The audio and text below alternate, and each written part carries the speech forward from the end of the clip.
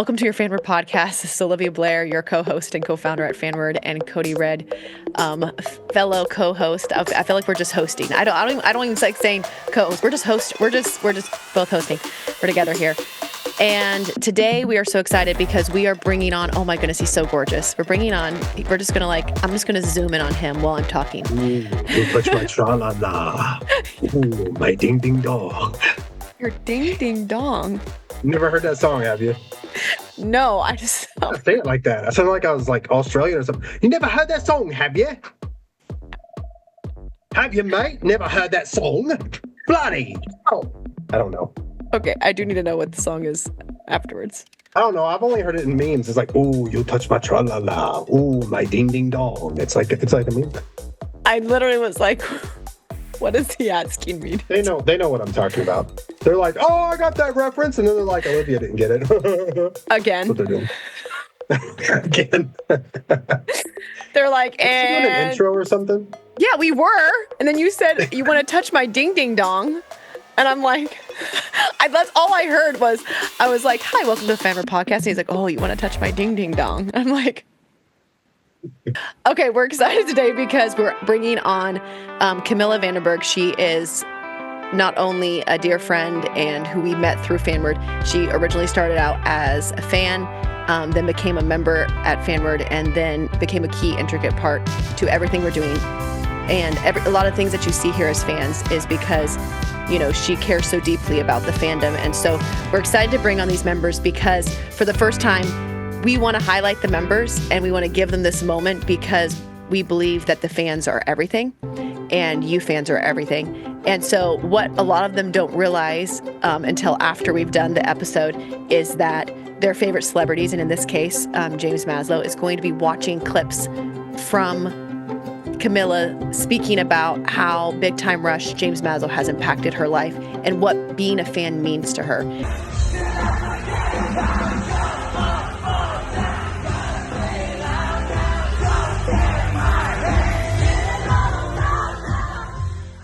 And she shares also a message to James, letting him know how he has impacted her life.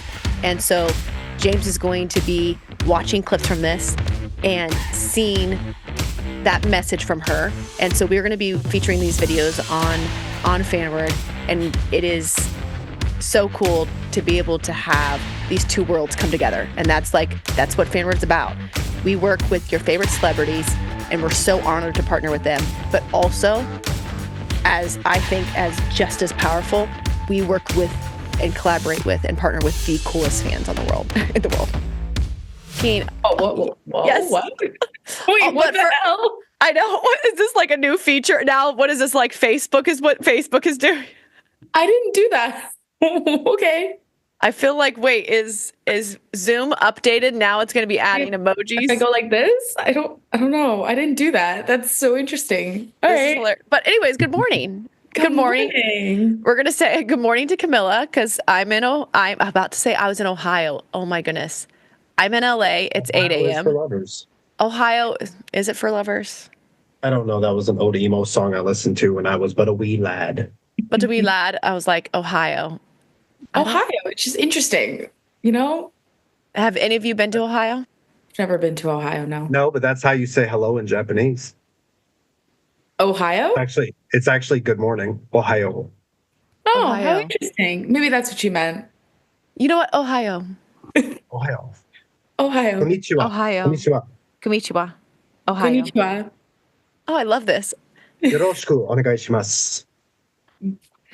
I only know Chinese a little bit. Ni hao. Ni hao.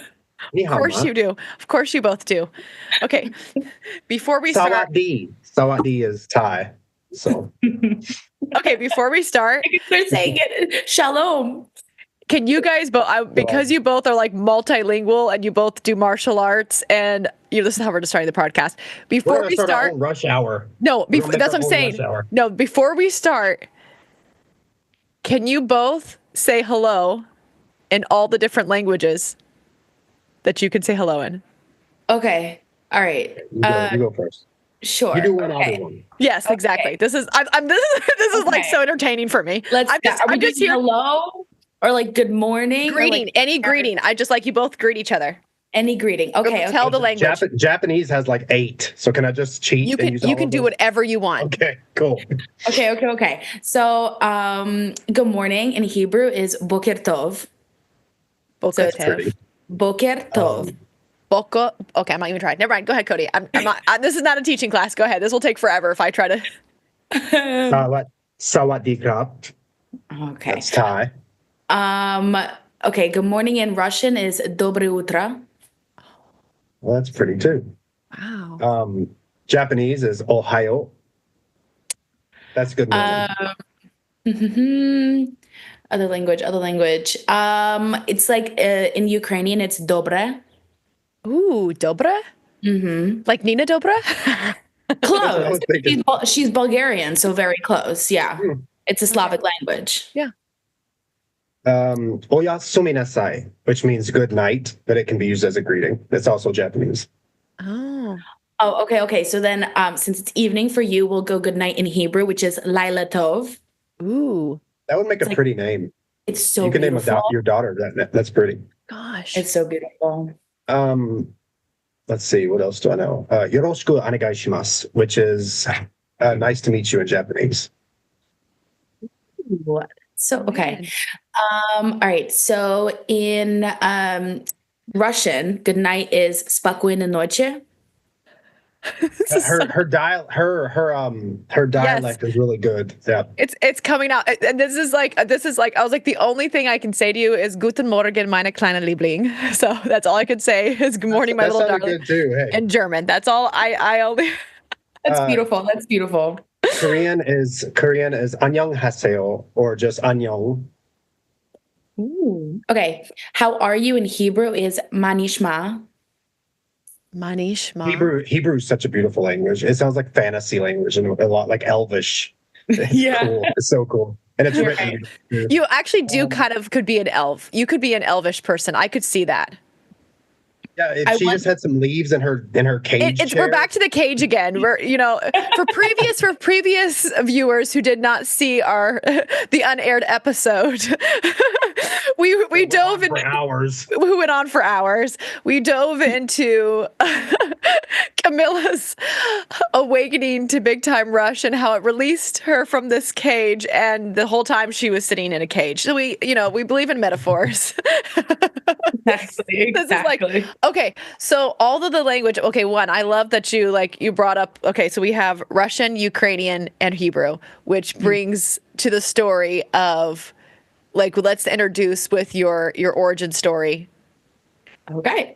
So the way that I found Big Time Rush was basically because back in 2009, when the show aired, I only spoke Russian and Hebrew and didn't speak a lick of English. And so I was looking at the shows, and there were very few shows that were dubbed in Russian. Of those, including iCarly and eventually Big Time Rush. And so iCarly was like the first show that I watched because it was dubbed fully in Russian, and that's where I got introduced to James when he was Shane. And it was also hilarious. iCarly was hilarious. Like iCarly and Drake and Josh. I was watching it when I was 20, and I was just like, oh my God, this is the funniest ever. It was so good. No, literally, I should go back and watch it again. And like you ever heard that? Oh my God, I'm going so off topic, but never go. You know how Jerry Trainer played Crazy Steve in Drake and Josh, and then he played Spencer in iCarly? Yeah. So there's this, like, I literally was watching, I saw this on Instagram yesterday. There's this rumor that basically Crazy Steve killed Drake and Josh, kidnapped Megan, and then took her to Seattle and raised her as Carly. I've heard that. Yeah. And Jerry Trainer, and so Jerry Trainer himself believes in it. Like, that's the video I saw. He's like, that makes so much sense. It's too good. It makes too much sense. Yeah. So anyway, that's great. This is amazing. I'm just gonna observe here. This is my alien moment where I'm like, I have no idea what's happening, but these people are very fascinating. Real quick, so we don't go off the kilter. I was watching Drake and Josh the night that my son was born in the hospital. Aww. Okay, that's right after cool. Drake and Josh was iCarly. So like that's how, like, I'm 37 something. I don't know. And I could watch Drake and Josh right now. I love that show. But go ahead. Continue your backstory. Okay, I love so this. basically, I began with iCarly because that was like a big show on Nickelodeon, so it was dubbed in Russian. But that didn't really help me teach English. It just introduced me to like Nickelodeon and the shows, and then of course James. And so when it came out that there was going to be a teaser for this new show that was also a band in 2009 on Thanksgiving, I was intrigued. I loved it. I was like a little kid. And so I'm watching the teaser, and what really sparked my huge love for this band and for this show is that while the series was dubbed in Russian like everything else, the songs weren't, because it was really hard to find similar song voices to the original actors, similar like singing voices to the original actors, and dub those in Russian and keep the same beat and the same groove. Yeah. It's like really hard to transliterate songs. And so basically, I had to learn English if I wanted to know the songs, if I wanted to understand the songs. And that is how that began. My love and my ability to learn English was completely sparked by the show and by the songs, which was very cool. Well, I think it's so weird because when I went to Ukraine, I spent almost a month there, and it was when I was like, every place we went, I was like, there's nothing but, it was like American music and everything was in English. And it was so interesting to go to restaurants. And I was thinking, oh, when I go, you go to Ukraine, you're going to hear Ukrainian music. And it was like all this English music. And I'm like, it was such an interesting thing to go to another country and hear. But when you say it'd be very hard to dub, which makes sense, when it comes to music, you really can't, which also is like amazing to me because music is so universal.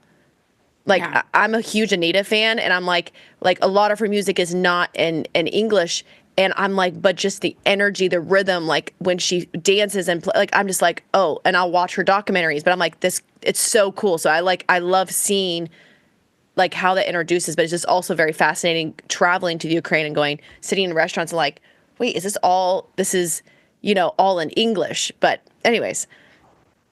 Okay. Exactly. So yeah, go ahead. Continue. So that's how you first started with them. And then you started learning the language. Yeah.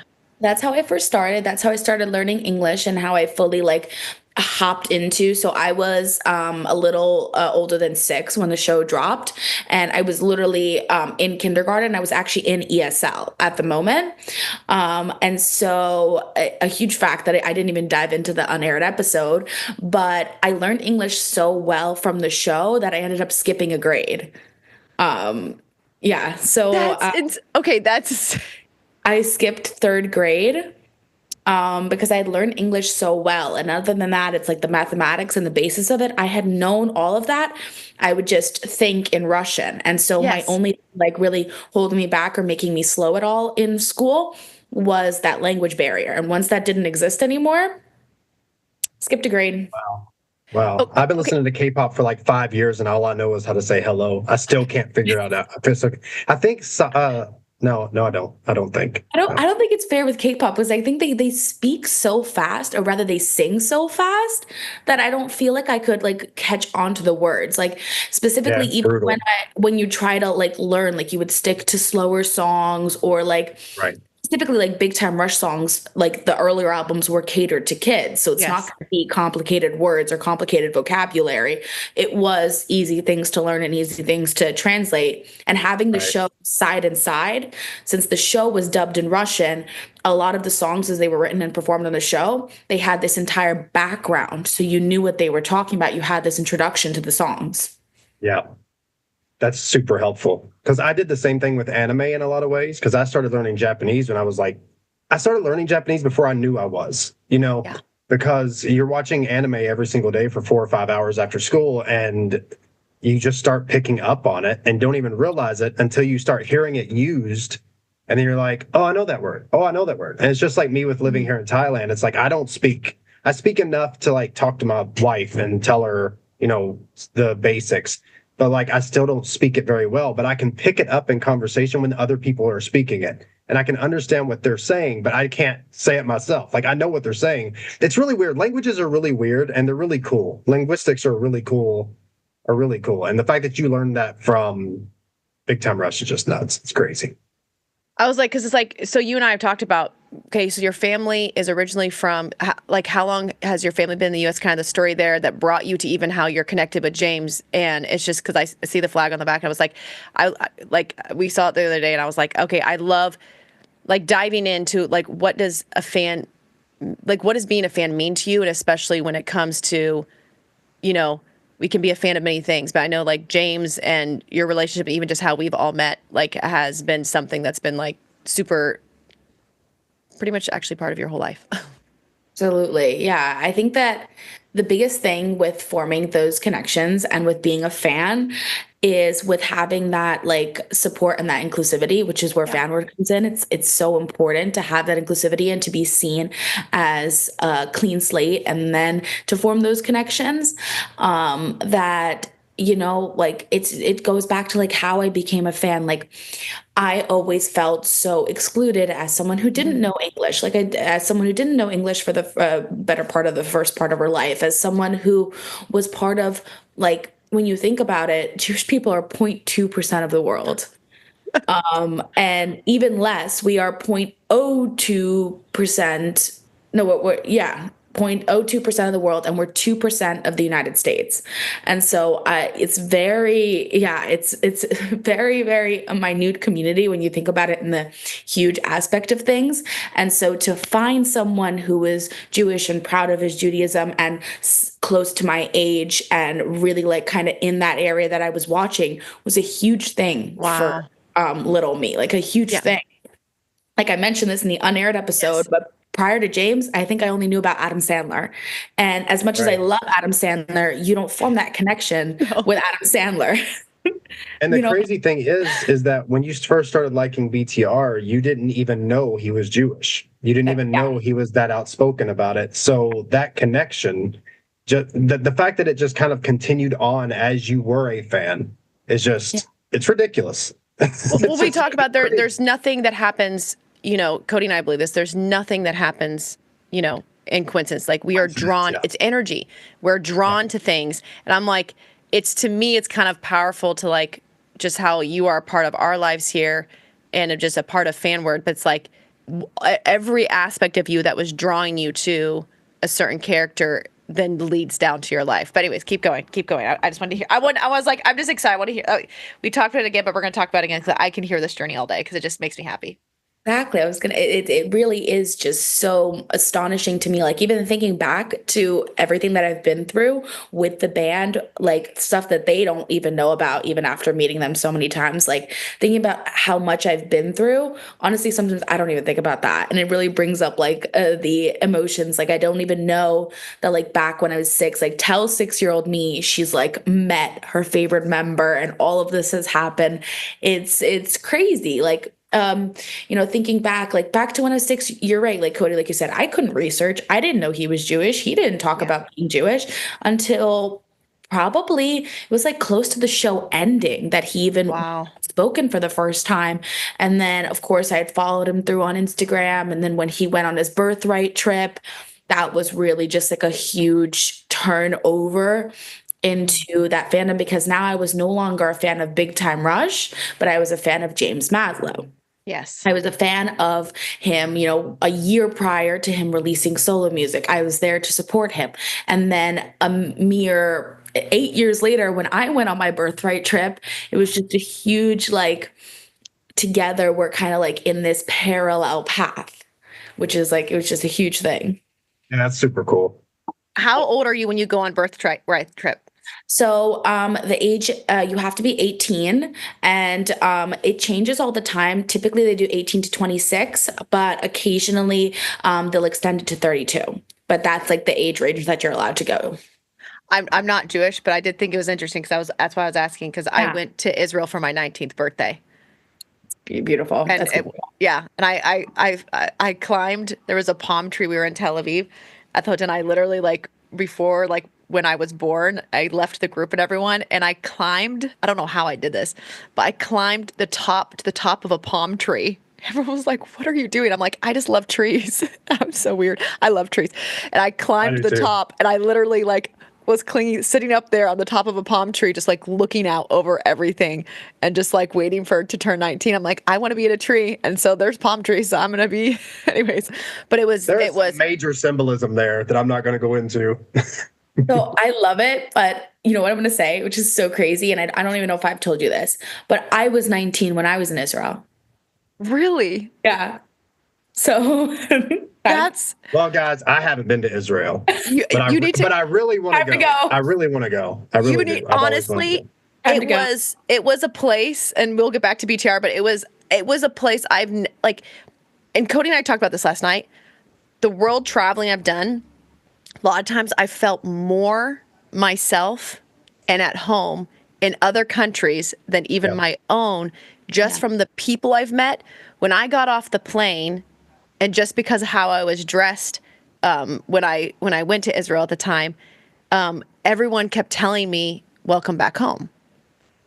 And I had so many people ask me, they're like, are you Jewish? Is Jude? I'm like, no, I'm not. And they're like, just welcome home.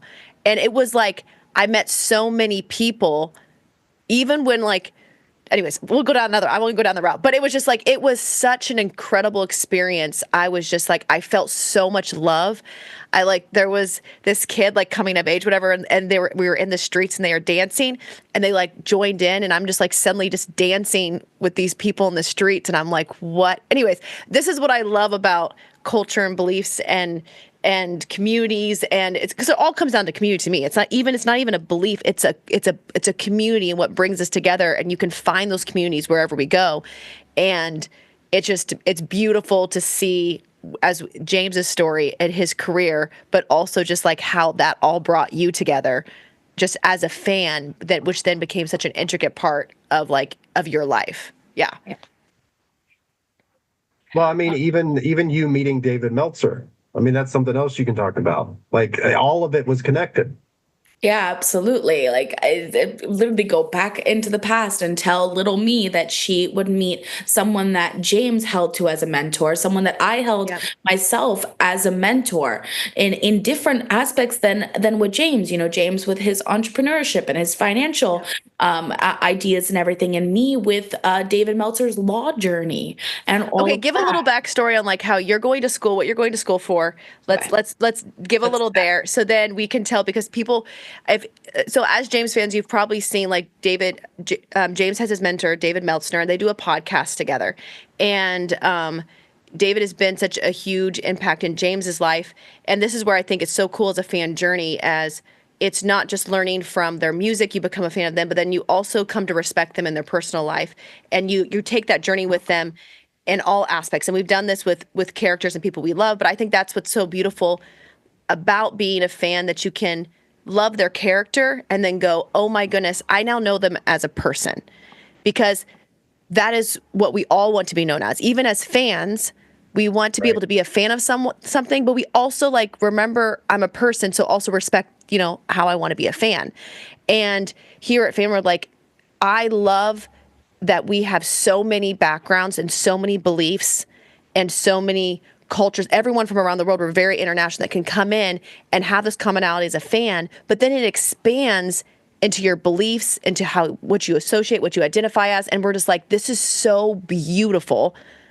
And it's just your beliefs and your faith and how it drives and impacts you, and the love that you've put into the world and the love that you put into the fandom because of that, to me, is all of who you are. And I absolutely respect and love that. And so, okay, so your background in going to school, and kind of just how your life is, give us a little insight into Sure. the world. So I'm about to graduate with my bachelor's degree in cognitive neuroscience and double minors in criminology and critical intelligence studies. The easy stuff. We've already discussed this. It's all the easy stuff. You just wanted the easy way out. Just admit it. Yes. Yes, to shorten up the journey, essentially, that just went from back to me skipping a grade. I was 17 when I went to college. So I was completely a clueless little child. So I go to college college. I'm like, okay, I'm just going to major in biology, and I'm going to go to medical school. I did that for 2 years, said, nah, I don't want to do this. This is not the route for me. After I took organic chemistry, which I feel like is like what swayed everyone from medical school. I took organic chemistry and I was like, science is not for me. Now, just a little bit of a backstory. When I was a 8th grader and I was finishing up middle school, they have this thing in my county, in our high school district, that we have 6 high schools, and each high school has a different like path for a degree, and basically they help you do like dual enrollment and help you get college credits and prepare you for your way in college. And so I had gotten into the law program, and I decided not to do that because in the end, just it did not make sense for me with how far I lived from the school and everything. It was the furthest school from my house. And so I decided not to go with that. And so 2 years into college, I'm like, well, I always loved law. Like I literally wanted to do law in high school. So I go back and I'm like, that's it, I'm going to do law. But the way that college works is you can't just switch like that 2 years in without losing credits. So I said, what can I do and not lose my credits, because I didn't want to extend how long I had to be in college. And so that's how I landed on cognitive neuroscience, which honestly, the way that it blended in through everything, because specifically I have 2 specifications under my major. One is linguistics and language, because I'm very fond on talking about language loss and how innate language can be lost if you don't use it enough. Like it's a research that I did.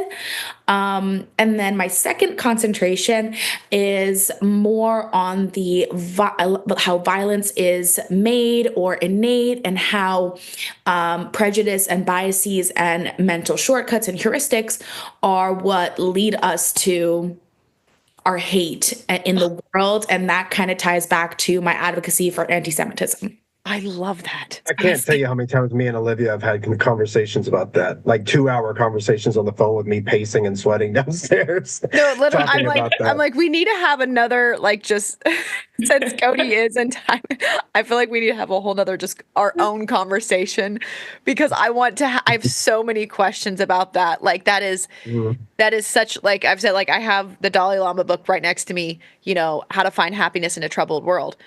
And it's all about like understanding our biases and understanding like every different religion and where we come, like cultures, and like what drives us to think the way we do, like how quickly we can go into hating one another, or how quickly we can find compassion. And it's these prompts, these things that we do over and over in our minds, and sometimes that we don't even know are there. And how do we recognize them? And I think that's like, as weird as it is, it's like, to me, it all comes back to being a fan, because I think, and we were talking with Ashley Sloan last night, talking about this on another podcast, just like how being a fan is everything. It literally has, it's what makes creators. Some of the greatest inventions have come from someone that was a fan of something, that watched a show, read a comic book, heard a song. Lives are saved when it comes to like, just like, when we've gone through the darkest times, that song that may have come on in that moment, that was like, that got them through to the, because all we need, a lot of times in life, all we need is just one more moment, and then one more moment, and then one more moment to keep going. And when you're a fan of something, it gives you that space to go into. In a sense, people go, oh, escapism, blah, blah, blah. Like, you need to live in reality, but it's like, life is hard. And when you have a space to escape into, it helps get you through the moment so your mind can make space to handle the next moments. And I'm like, that's why being a fan is so beautiful to me, because it's like, I never want to take that away from anyone. No, absolutely. Like, it's a little superficial, but this is Never back to, I was in 5th or 6th grade. I don't exactly remember, but it coincided with Big Time Rush's second album release. And they have a song on their second album, Elevate, called You're Not Alone. And that still remains to be my favorite song to this day. Really? That I will play on repeat as an adult, just because, so I had So I had this thing, and now it seems like so silly, but it really like crushed my little heart back then. And so basically, I moved a lot as a kid, like a ton. And so I showed up to like either it was like I said, fourth, fifth grade, something like that. I showed up halfway throughout the year, and I started getting this nickname, Camel, instead of Camilla. And I'll tell you why. So Israel is actually known for the camels Yes. in the desert. And so it ties ridden back one. to like, it ties back, I have also, so it ties back to like the anti-Semitism aspect as well. So I'm this little kid, I'm wearing my Star of David, I'm walking into class. And I was like, I just was weird. Like, I don't think it was not a predominantly Jewish area. Not many people knew Jews. It was a very like Italian area, and not many people knew like even what a Jew was. I think I was the first one that a lot of these kids had met. And so after like researching and all of this, basically, they would like sing this camel song when I got into class, and I would cry and like, and they call me Camel. They never call me Camila. They never call me my name. And so that song was just a huge connection to me, and really was just it kept me very strong. Like I might have been the person who like listened to it the most on YouTube. Like if you go and watch all of like look at how many times it was listened to or played, it probably was me like a million of those times, I swear. There's Hey, no I'm probably the thanks about same that. way with I'm probably the same way with Twice is What Is Love, because I love to dance because they make a little question mark. I love that.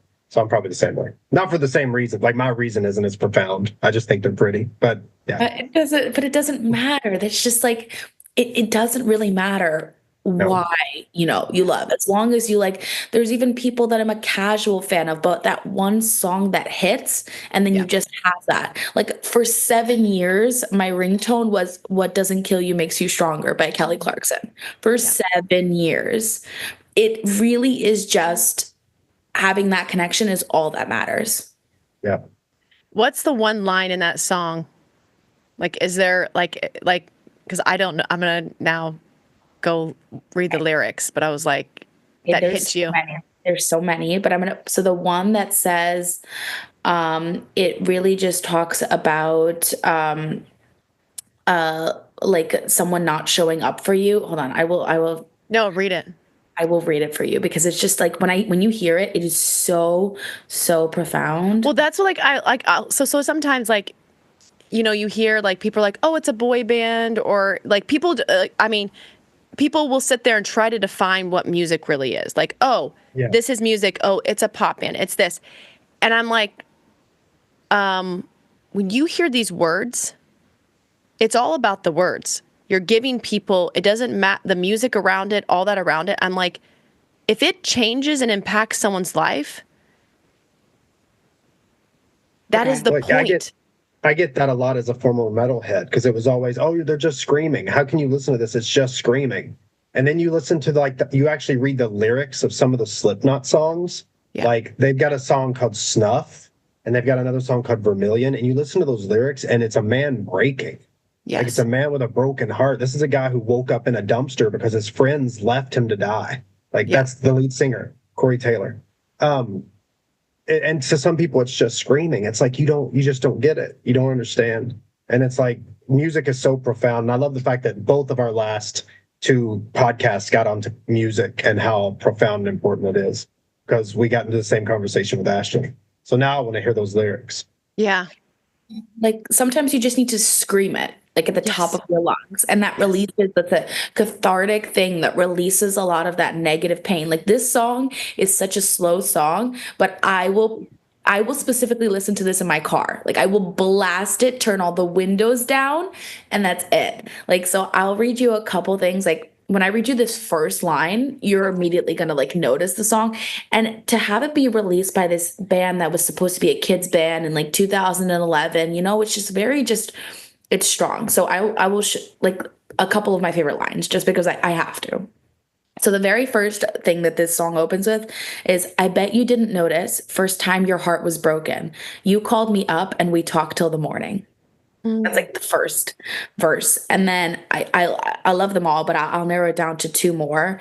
There's another verse. All the days that you were stressed out, feeling like pulling your hair out, they were all missing, but I was here listening. And the very last one that I really just it hits me is as long as I'm breathing, you won't have to worry no more. Wow. It really gives you a sense of being seen. Yeah.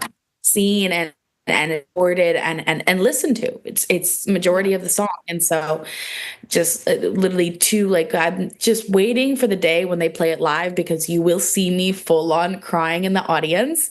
And as much as I want them to play it live, I'm also over here like, like I don't think it's going to be on this set list, because it wasn't played in the show.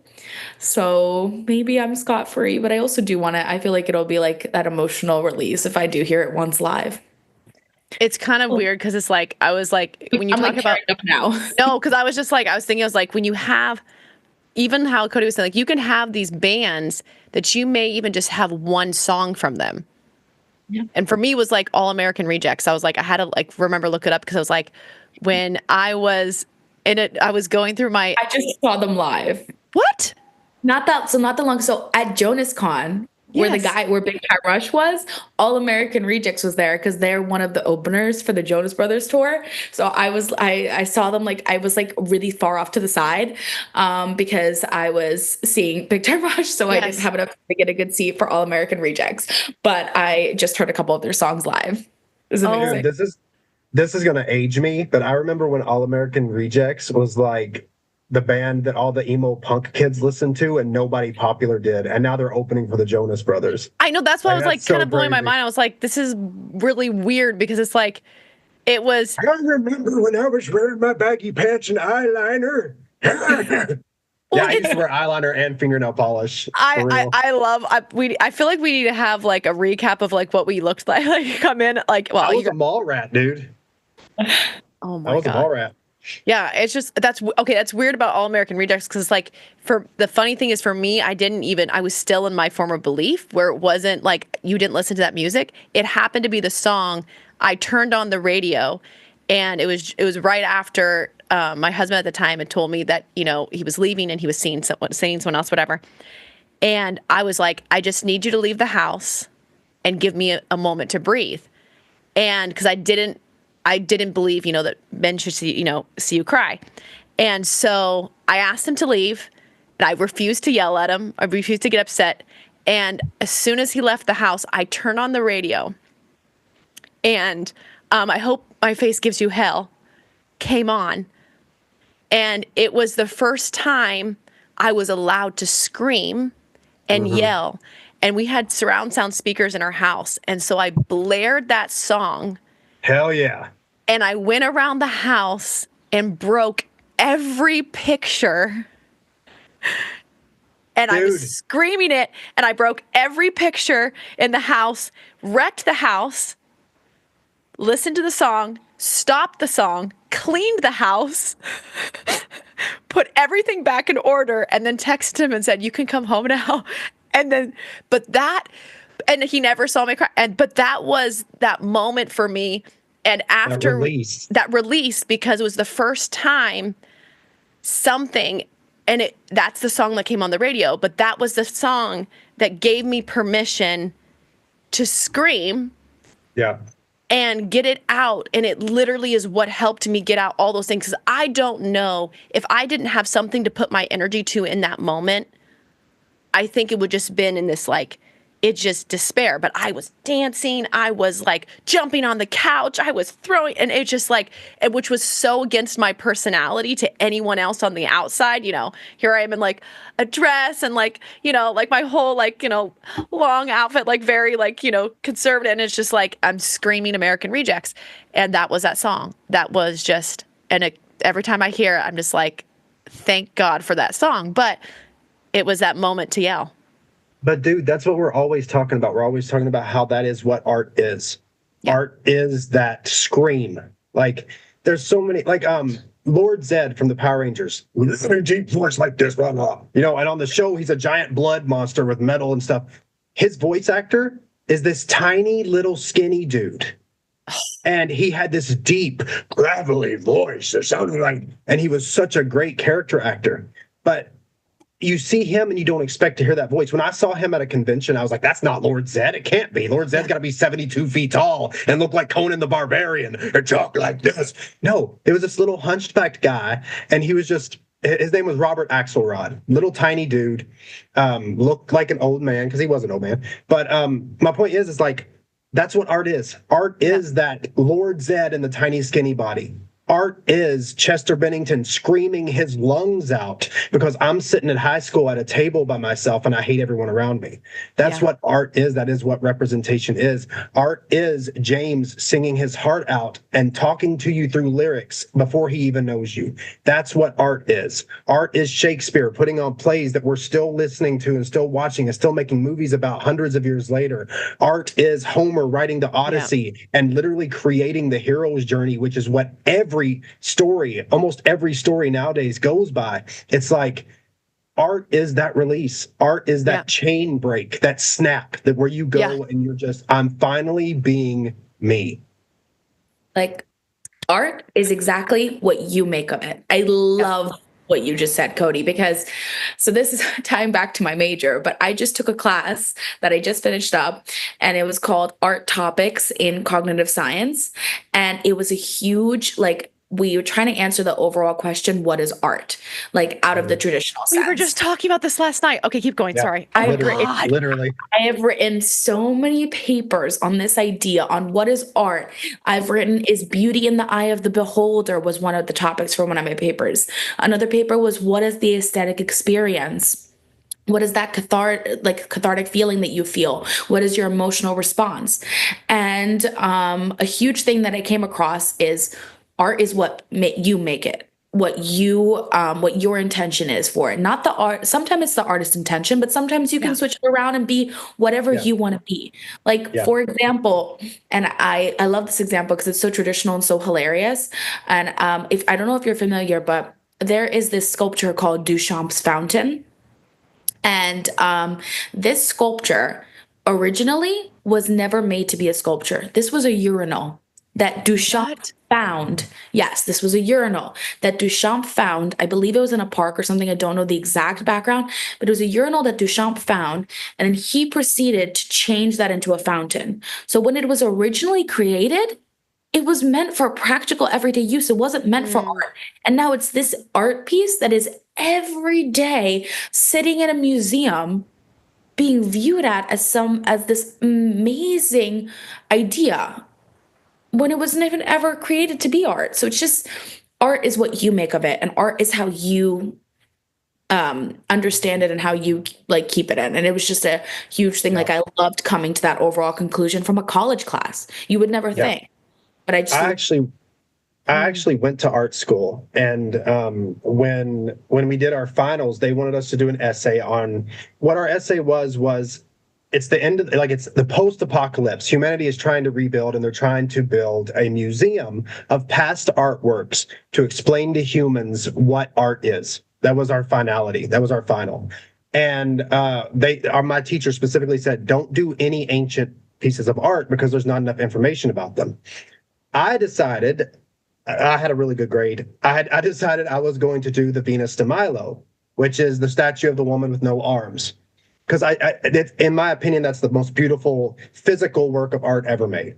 The most beautiful work of art ever made is the Moonlight Sonata by Beethoven. But the most beautiful physical work of art is the Venus de Milo. So I was like, I want to do this. And she's like, you probably shouldn't. There's not enough information. Well, I got a 110 on my final because I did so good on it. But that Venus de Milo, because I did all the research on it, and I looked in, I dug deep. Thousands of years, actually. But Venus de Milo was originally a commission. Somebody had commissioned a statue be built, and it was going to be put in like the corner of a tavern, like a bar in Greece. And it eventually got lost in transit, fell off the back of a wagon, which is why it has no arms, and was found by archaeologists years and years later. So this was going to be a tavern piece, and now it's in the Louvre. And nobody even really knows the actual name of the artist. They have like ideas. I think it was Alexandros. I don't remember. But nobody really actually knows the name of the artist. But it is literally one of the most beautiful works of art on the planet, and it was going to be a corner piece in a tavern. The guy who made it was just a bard. Wild. He was just a traveling song singer and storyteller.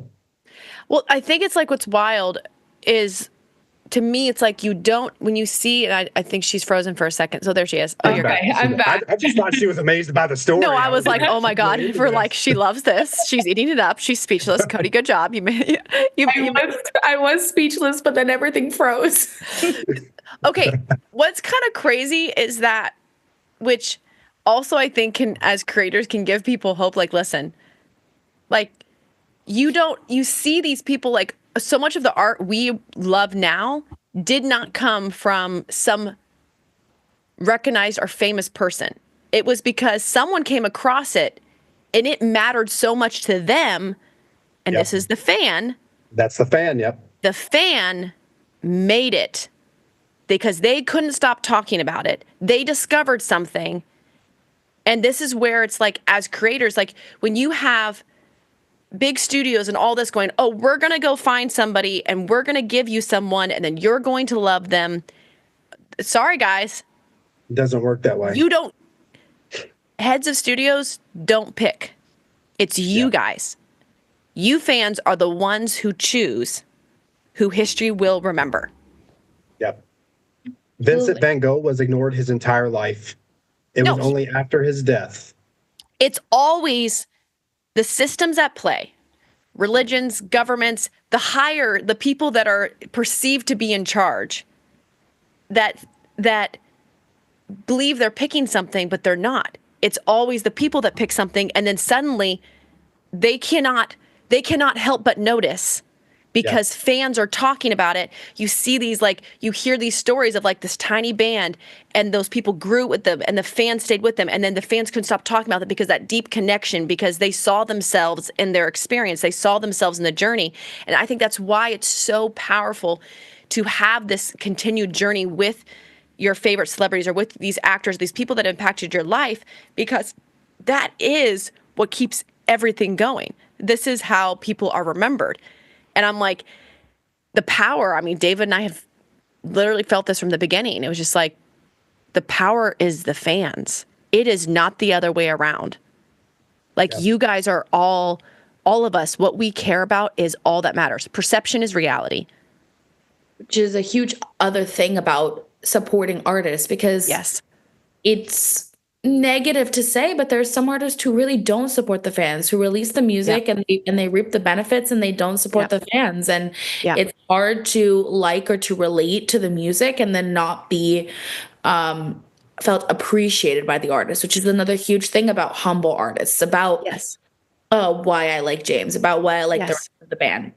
They're very humble and they're very appreciative of everything they get, which is an easier way to connect to them. That's why when we first started working with James, that was something so huge to me, because I was like, man, this person cares so much so that we started, the merch feedback group, where it was like, he's like, I want to know what they think before I release something. When I come up with an idea, like, run it by them, I want to know, would this matter to them?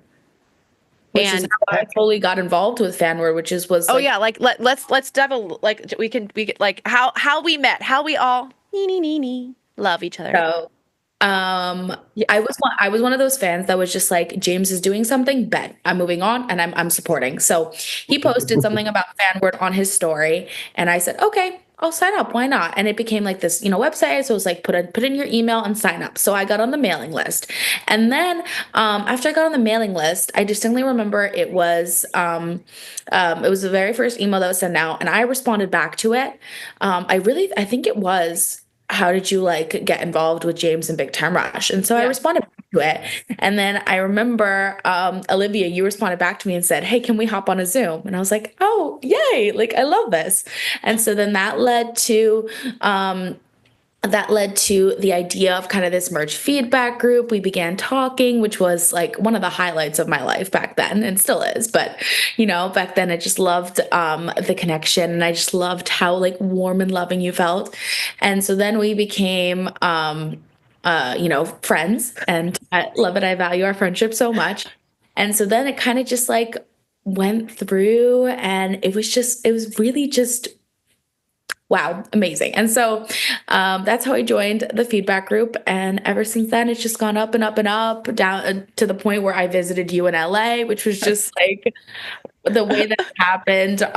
One of my, Cody, I don't know if you know, but one of my fellowships. Oh, yes. Tell about that. One of my fellowships that I did, this organization, Stand With Us, that fights anti-Semitism. Yes. So they had taken me to LA. And so I went to LA. It was my first time there for a conference. And then I just ended up meeting up with Olivia because there was time and it was great. So that just happened. So yeah, I was kind of just like sped up version of like everything that began. And it just all stemmed from Zoom meetings. And it's just like, I would never. Yeah, they love the Zoom meetings over here at Fanward, boy. I tell you I love the Zoom meetings. I love face to face. Listen, even when we do interviews, if someone doesn't turn their camera on, then I'm not going to hire them. I'm not going to interact because to me, facial expressions. I actually posted a video the other day of like two dogs fighting. They're like, they're like when you put a wall between people, then they can fight because they can't see each other's facial expressions. So they were like, don't fight through text message DMs or the keyboard warrior. Because as soon as you see someone's face, you see their expression, a bond is built, a trust is felt, you see a human, and you're like, you pause. Yeah, that's why I put LOL at the end of every text message. I do that all the time too, like I am not or LOL. I just want to make sure that I'm not taking it seriously. It's very. I know that when I'm looking at the screen, I'm actually looking at it like this. I'm like, okay, that's not actually how I feel. I don't want them to feel that way. So I'm like, LOL, but I'm not laughing. I might be laughing. I do that all the time. You can look up. I was messaging Olivia last night, and you can look up every message either says LOL or ha ha ha, LOL or ha ha at the end, and it's so hilarious. And that's why, I really hate people nowadays do the skull, the dead emoji for laughing. Yes. So you're so laughing so hard, you're dead. Yes. And last night I could pull up this message. I texted Olivia this dead emoji for something that we were talking about, and I was like, "Oh no, never mind." And I added a laughing emoji to the end of it. No, I know. I use dead now too because I'm gonna be just the dead emoji. I cannot have that happen. It's gonna be a laughing emoji too, and that's why I hate doing thumbs up and stuff like this. To the point where Olivia and I phone calls, but then the phone call ends up being an hour long. Which I know. No. With Olivia, no. I'm telling. This is listen. If people think you FaceTimes, we do. I was at college a couple months ago. We were FaceTiming. Love it. He's calling in the middle of the class. I was. Tell your professor I need to talk. That's not her fault. Listen, I do. I'm a huge believer in seeing expression because so much goes unsaid. It's the massage therapist in me. I want to physically, if I can't physically touch you, then I need to my studies in school, which is everything was body language. Yeah. I study, and it's this thing why I love working with actors. I'm just constantly observing them, studying their body language, understanding how are they feeling? What do they need right now? Anticipating people's needs. Body language tells so many stories. Yeah. And it's and I love studying body language. And to me, I'm if I can't interact with someone and see their expressions, then I'm missing so much of them in the heart of who they are. And I hate misunderstandings. I'm very much oh my gosh, if I could lay everything, probably I'm too much of a sharer, but I was listen, if I care about you, I want to lay out as much information out on the table so we can understand each other from a whole 360 point of view, because I want to have a long-term connection with you. Because I understand how my own background and biases and my own programming has gotten me to many places and held me back that I had to relearn. And I'm man, I really misunderstood the world. One, it's also never about me. I'm dude, actually, wow, I made a lot of things about me that were not about me at all. And I took a lot of things personal that no one was even thinking about. And it was me in my head. And I'm wow, man, if I could have just sat down with someone face to face and they could have told me about their life, I probably would have had a totally different opinion. And dude, that's what we talk about a lot with pro wrestling. It's like that ability, like you're going out there in front of thousands of people and you're putting yourself on the line. And it's like, and that's the only reason it's different than acting, because, musicians do it too. They go out in front of thousands of people and they have to be a character. A lot of them have to be a character. They don't, they have to put themselves into the shoes of the artist. The pro wrestler is all of that body language, and they have to crank it up to 10 because they want you to understand what they're doing. They can't just throw a punch like this. They've got to throw a punch because you have to believe it. You have to see the story they're trying to tell. And it's like, and that's one of the things, like, actually, I'm going to segue because this is connected, but that's one of the things that was really cool when I went to go to the James concert here in Thailand when they came. Yes. Because I was not a BTR person. I'm not a big time Rush person. But he invited me and my kid and my wife. So I was like, yeah, sure, we'll go. So we went, and like just seeing James on stage compared to who James is in real life, they're the same person, but James on stage is cranked up to like 22. And it's like, hey, this is James at like his most Red Bull, yes. Like shaking ropes and, And I messaged him after, and I was like, dude, you're a superstar. And it's like, because, you talk to him and he's like, he's all over the place and he's got that sense of humor, that Chandler Bing, kind of sense of humor. But on stage, he's like, he's a fucking rock star, and it's the same person, just cranked up to 1,000, cranked to 11. And it's so cool. And even as a non-BTR fan, it was just like, we were having a blast because they were so engaged. It's just awesome. It's so freaking cool. That was a nice segue, by the way. I just want to give myself credit for that.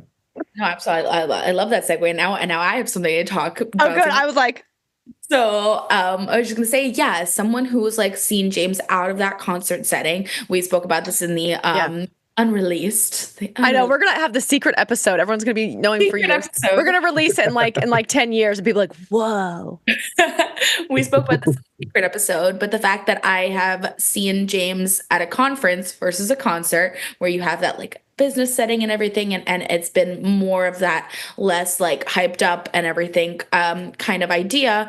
I've really seen that that difference and that separation. And I've been able to have a couple minute conversation with him face to face that wasn't really talking about the art at all, but talking about the human behind the art, which is something that Olivia gets into so many times. Coming to respect the person behind the art and the artist, and separating them and knowing that you love that art, but also knowing them as a human.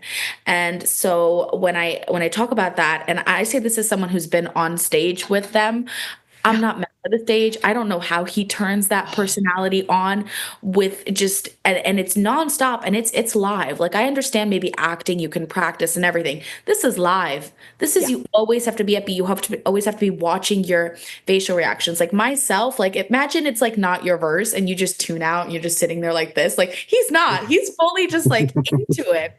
Like I was pulled on stage and I looked at everyone and I was like, what the hell? That's all the people out there? That's all the heads? Like, no, someone take me off of this. Like, I was like trying to stare only at him because it was just the most like frightening thing. I'm not meant for this stage. Well, dude, that's go ahead. No, I was just saying that was kind of the same thing when it came to seeing him on stage. Was I told him afterwards when we went to Costa Mesa for the first concert, and that was one. I was like, because he asked, he's like, hey, do you want to, you can be behind the stage and you can watch from there. You can, kind of see it from our perspective. I said, no, I want to be in with the fans. I want to see what they see. And so I was sitting there watching, and the whole time I was just like watching how he interacted and his energy. And then he was so in tune. I'm like, how you are so in tune to 5,000 people. And it was so like he felt the rhythm and he knew when to pivot. He knew when to adjust. And I was like, it was so intentional. It was so intentional. Right. And that was what was so powerful. I'm like, that's what makes you so amazing. I was like, you are so intentional. And Costa Mesa was such a generally small show compared to shows they've played, which is just absolutely crazy. Like if you even just think about it, like London was bigger than Costa Mesa when I was on stage, and London was just such an important show with like the city literally being in the song lyric that it was just like, okay, like what's like he's very just so in tune and able to also enjoy the time that he has, which is something that I'm so excited for this tour, because I have one of the VIPs where you can view the first 3 songs from the side of the stage. So while not everyone's actually staring at you, you can still see the crowd. That's cool. Everything. So I'm very excited to see that. I have one of those VIPs, which is the first time I was able to give that to myself. So I'm very happy. So we'll see. So I'm so ready for the summer. I'm so ready to enjoy. I think it's time for a little bit of artistic release. Yes. Well, we talked about this for all the listeners. We are going to do another podcast for all the fans that haven't toured or have, and they would love to like know what a touring experience is like with Big Time Rush. So James has done his vlogs along the way, so you got to see kind of behind the scenes.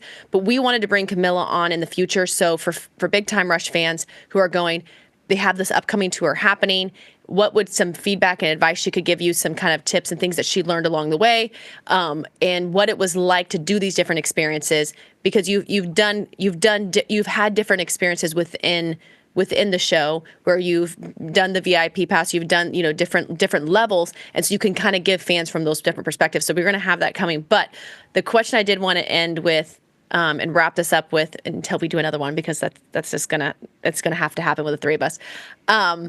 Like if you could say anything to James about how he's impacted your life, and I don't want you to hold back. This is yours from whatever level you want to do it.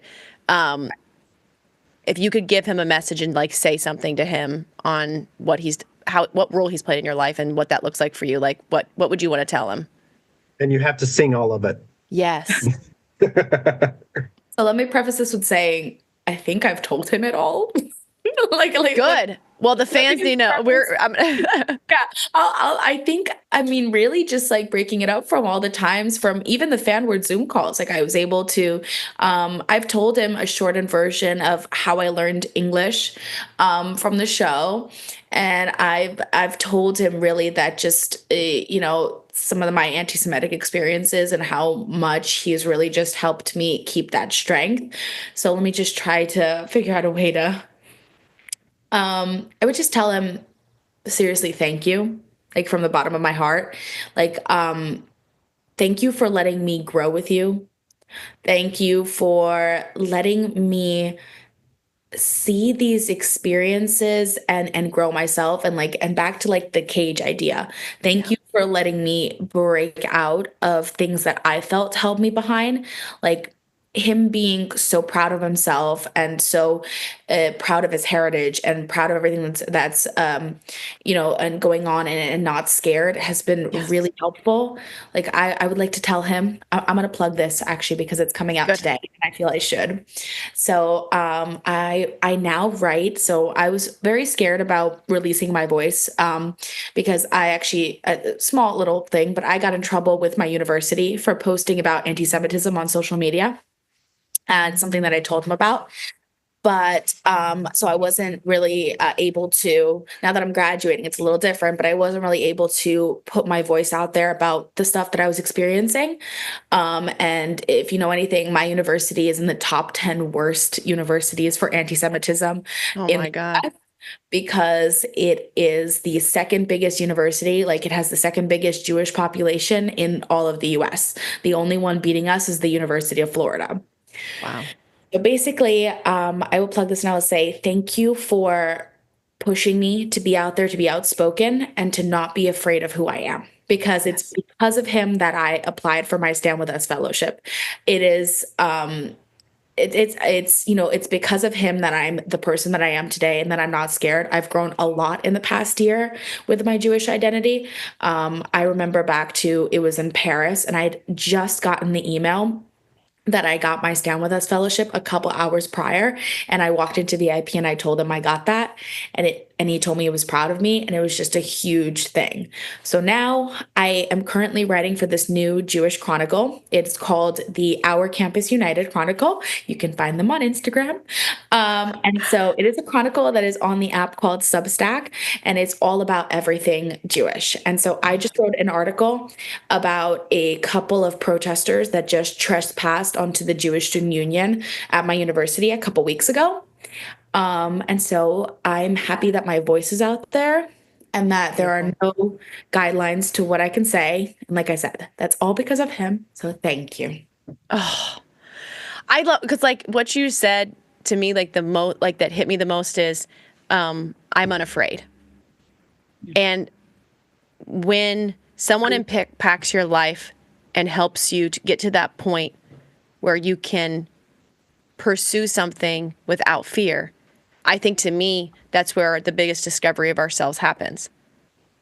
Because now we're embracing it and we're going, I'm going head on in. I'm living without fear, which means I'm open. I'm open to every experience that comes at me. I'm open to learning. I'm open to growing. I'm open to fully embracing these things. And like, this is where that journey of the discovery happens, because you're going, I'm doing this without, I am unafraid. And I mean, when someone in your life, starting just from a Nickelodeon show that seems like a kid show, can be here now in 2025, and you're going, I am unafraid, in a world that all we fear. I mean, that's you see that everywhere.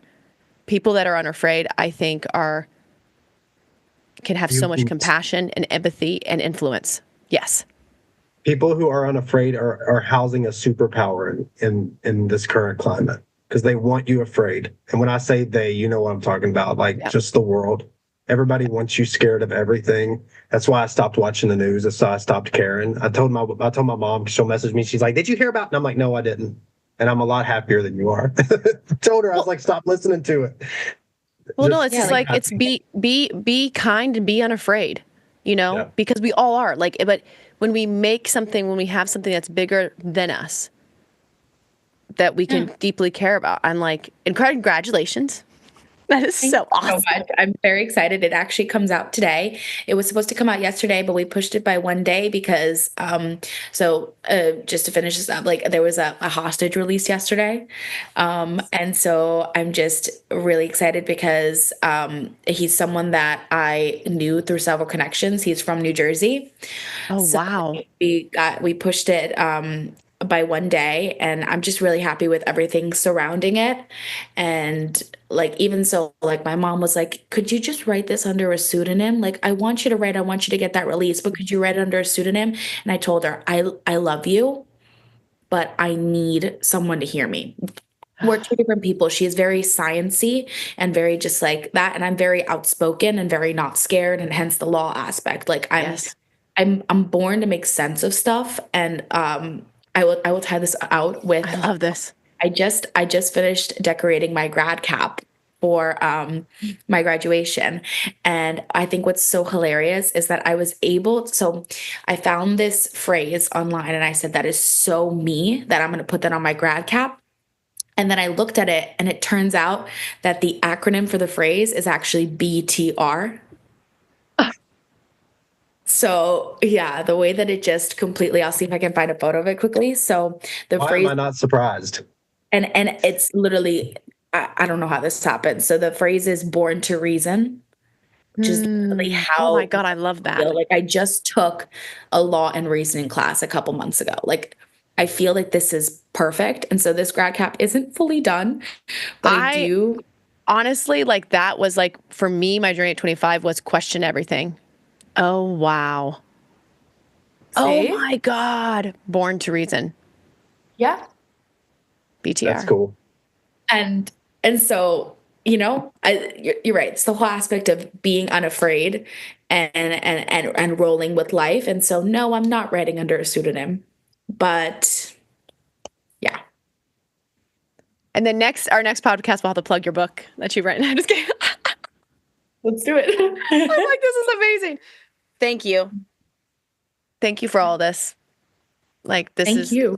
Like, I'm so grateful. Like It is like every time we have these conversations and every time I hear a fan journey, I'm like, I just hear a human experience. And it's just like, it's, as we've talked about before, like from someone who didn't, was introduced to entertainment and movies and, pop culture and all these things, later in my 20s, it's like in the last 12 years, it's just been like, oh my goodness, so many things to understand. But I don't ever feel left out because it's like when I get to talk to fans and then I hear stories of the human aspect, I'm like, oh, I'm a human. I can relate to that feeling. You might have been, it might have been a different band or a different song or a different person that ignited something and gave you no fear, but I can relate to you here.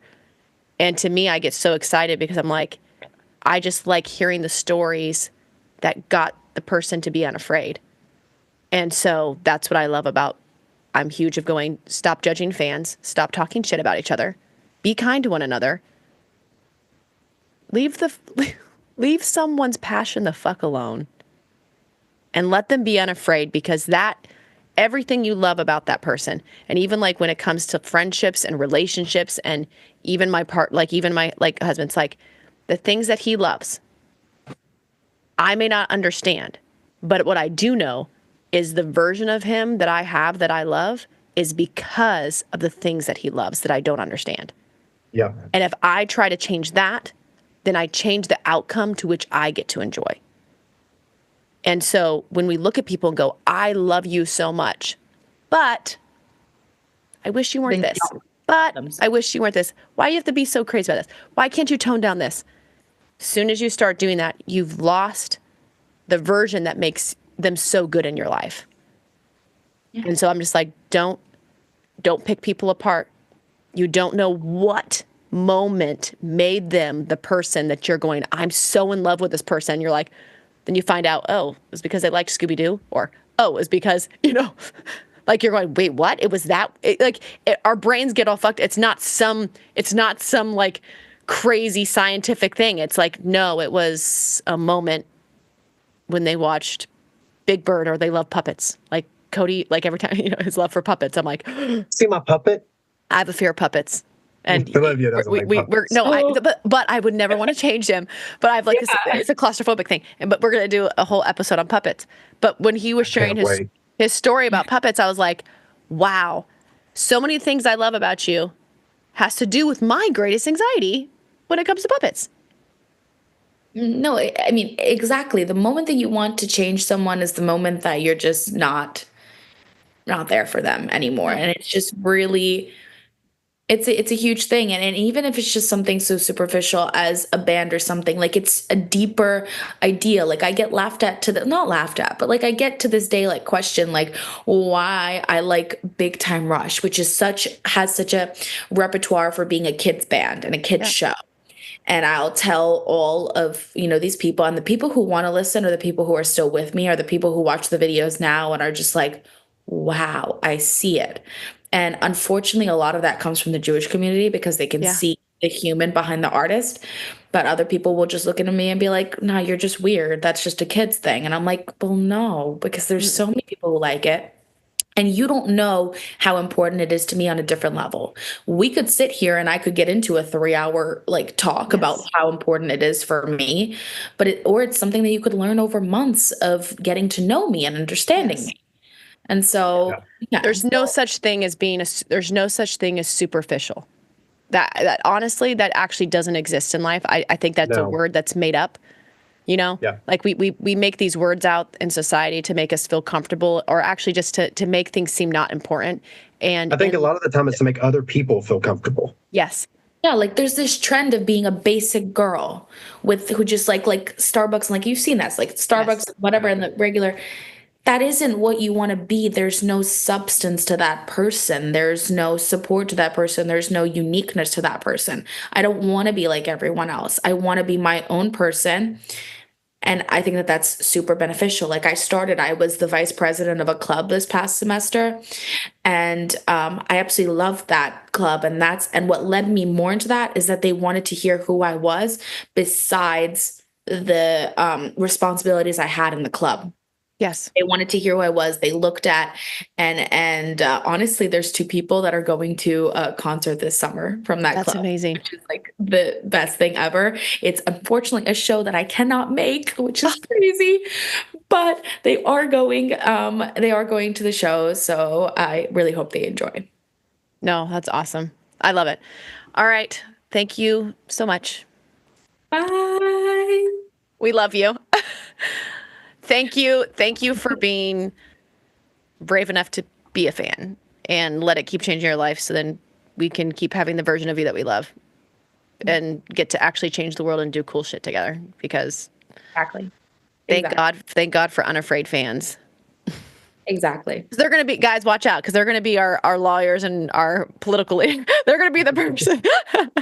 We are the future of the world. Fans are. I'm going to say something stupid on the podcast, and Camilla's going to be like, well, actually, under the law, he has the right to say anime and, well. Yes. If you watch our anime episode, you know what I'm talking about. Dude, but we're gonna have like someday Camilla's gonna be like the fan word attorney, like that literally like you will be the protector of the fans. Maybe you'll be like fans' rights, like in the world. Let me tell you, ever since I started working with Fanward, you know how much I've been like leaning into marketing and into law. And let me tell you, and this might be another sign, and we'll finish on this. So my dream law school that has been my dream law school for years, long before I found Fanward, it's called Cardozo Law. It's a part of Yeshiva University in New York City. Everyone, fingers crossed I get in. We'll just put that out there. Okay. That dream law school, I just visited it on Sunday. On Mother's Day, I was in the city with my mom, and we were like a 5-minute walk away. So she was like, okay, let's go, let's visit. They are number 1 in entertainment law. I'm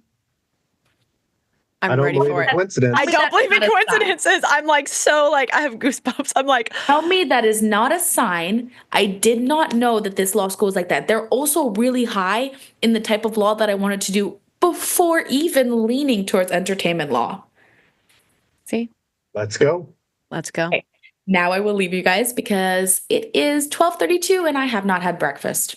Perfect. Okay, go eat breakfast. Me either. I've had coffee and sunshine. Okay, bye. Goodbye. See you later. She's going to change the world one day, isn't she? Yeah. I think she may it's already like, be. Dude, when I was sitting here listening to this, I'm like, we are literally, every time we talk to a fan and hear a story, I'm like, we're meeting people that are the people that are changing the world.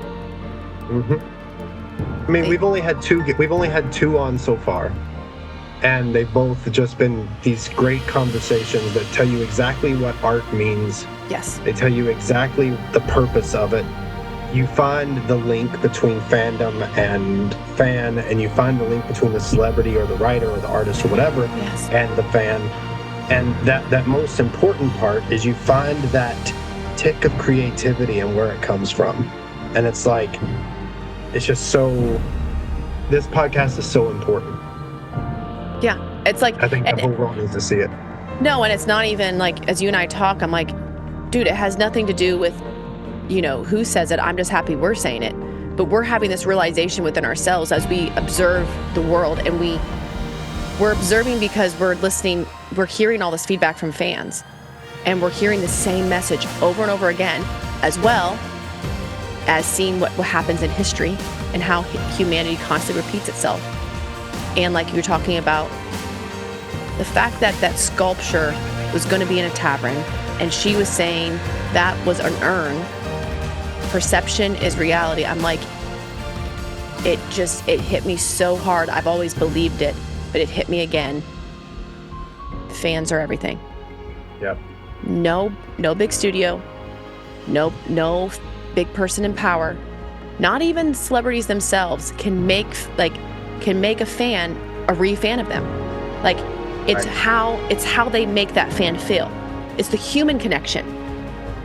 It's how even think about Power Rangers. Ham Saban got a bunch of Japanese footage, found a bunch of no-name actors who were just, nobodies at that time, and threw it all together to make a buck. That's what he did.